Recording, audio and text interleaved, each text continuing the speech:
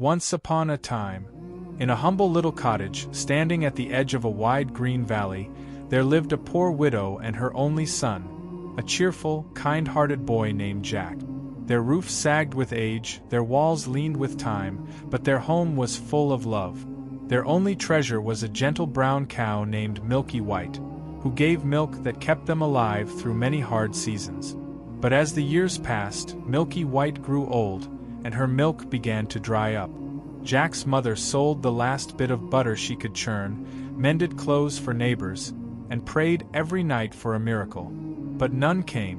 One cold morning, when the last crumbs were gone and their hearth had turned to ash, she sighed and said softly, "Jack, we've no food left and no coin to buy more. Take Milky White to the market and sell her. Whatever you get must keep us alive."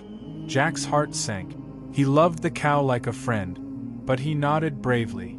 "Don't worry, Mother. I'll bring home a fair price." He kissed Milky White's soft nose, took her rope, and set off down the lane toward the village. The morning sun shone on the dew, and the fields whispered in the breeze.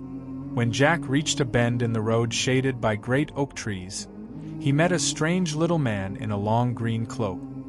His eyes sparkled like starlight, and his smile carried secrets.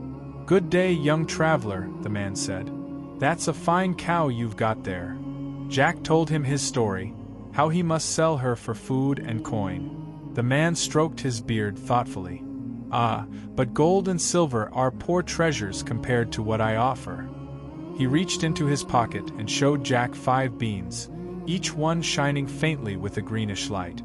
"These are no ordinary beans," he whispered. "Plant them tonight, and by morning, you'll see wonders beyond imagination." Jack blinked. "Beans? For Milky White." "Magic beans," the man said softly.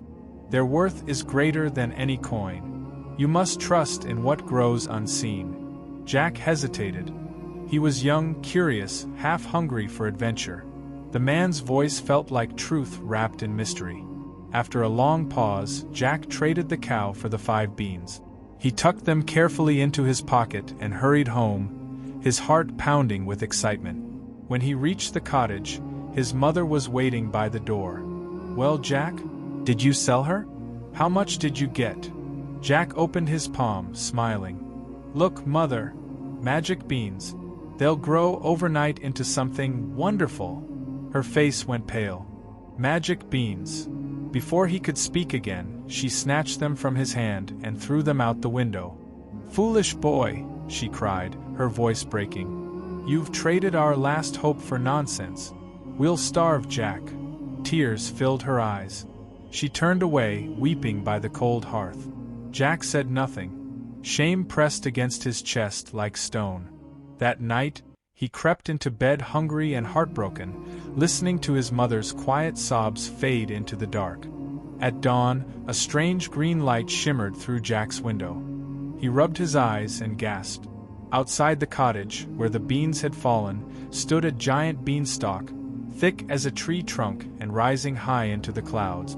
Its leaves gleamed like emerald glass, and its vines coiled upward into the sky until they vanished in mist. "Mother, come quick."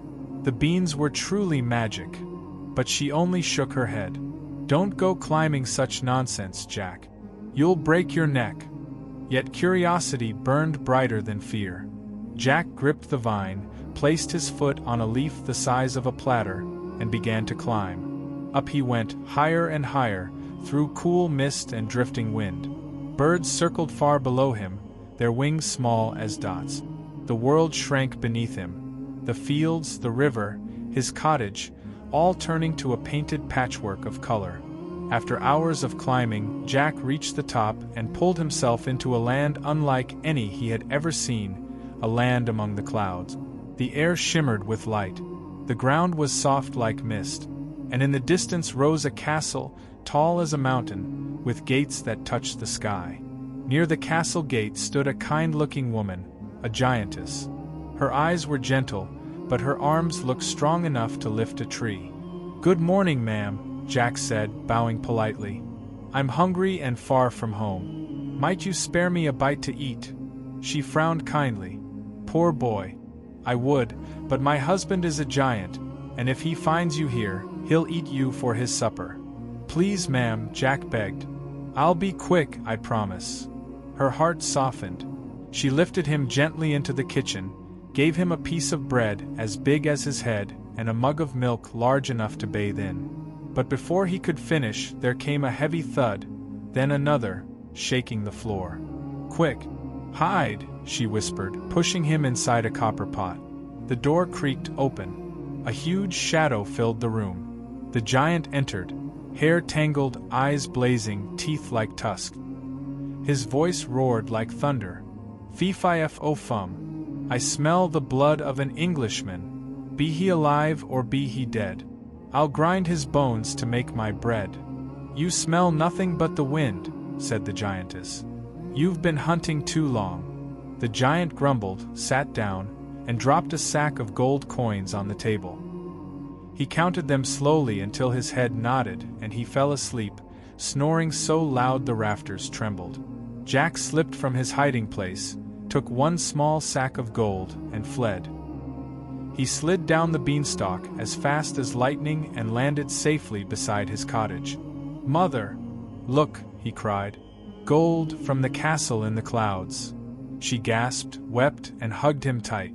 For a while they lived well, with food, warmth, and joy. But gold, like time, runs out.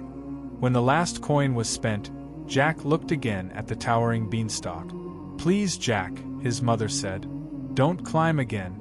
It's too dangerous. But Jack's eyes were fixed on the clouds. I'll be careful, mother. I promise. Once more, he climbed the sky road of green vines. At the castle gate, the giantess shook her head. You again. If my husband finds you, he'll eat you alive. But Jack's kindness and bravery touched her heart again, and she hid him in a copper pot. Soon, the floor trembled. Thud, thud, thud. I smell the blood of an Englishman. You're dreaming again, said his wife. Sit and eat. When the giant finished eating, he growled, Bring me my hen. A beautiful white hen was set before him. Her feathers gleamed like silk. Lay, he ordered. The hen clucked, and laid a golden egg shining like the sun. Lay. Another golden egg rolled gently across the table. When the giant fell asleep, Jack crept out, grabbed the hen, and fled down the beanstalk once more. At home, when he whispered, Lay, the hen obediently laid a golden egg. His mother gasped in wonder, then laughed through her tears. Oh, Jack, we'll never be poor again.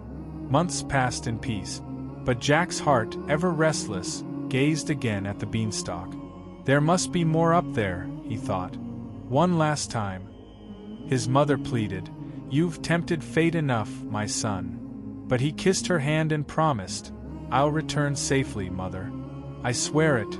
Up through the mist and light he climbed once more. When the giantess saw him, she nearly fainted. Foolish boy. If he catches you now, he'll tear you apart. Just one more look, Jack whispered. She sighed and hid him in the pantry. The ground trembled as the giant entered, roaring louder than ever. Fee-fi-f-o-fum. I smell the blood of an Englishman. You smell nothing but stew, his wife said quickly. When he finished his meal, he demanded, Bring me my harp. The giantess placed before him a golden harp, its strings glowing softly. Sing, he commanded. The harp began to play by itself. A voice like wind and sorrow filled the hall. Master, I long to be free. Jack's heart ached. The harp was alive. When the giant fell asleep, Jack stole from his hiding place, lifted the harp, but as he ran, it cried out, Master, help me! Thief! The giant awoke with a roar that shook the clouds. Jack raced toward the beanstalk, the harp clutched tight, the ground quaking behind him. Down, down he slid, leaves whipping his face, the giant shouting above, I'll catch you, boy! Mother! Jack cried, Bring me an axe! His mother ran out, pale with fear. Jack swung the axe once, twice, and with a thunderous crack, the beanstalk split in two. The giant tumbled from the sky, roaring as he fell. He crashed into the earth below, and the valley trembled. then fell silent forever. Jack dropped the axe, trembling. His mother caught him in her arms. "It's over, Jack. It's over." The harp sang softly in his hands, its tune gentle now, free at last. From that day forth, Jack and his mother lived in comfort and kindness. The hen laid golden eggs. The harp played music that filled their home with peace. And the tale of the boy who climbed the sky became legend. Sometimes, when the sunset turned the clouds to gold, Jack would look upward, smiling. He never saw the castle again, but in his heart, he knew. Courage is not the absence of fear, but the will to climb despite it. And sometimes, all it takes is a handful of magic beans.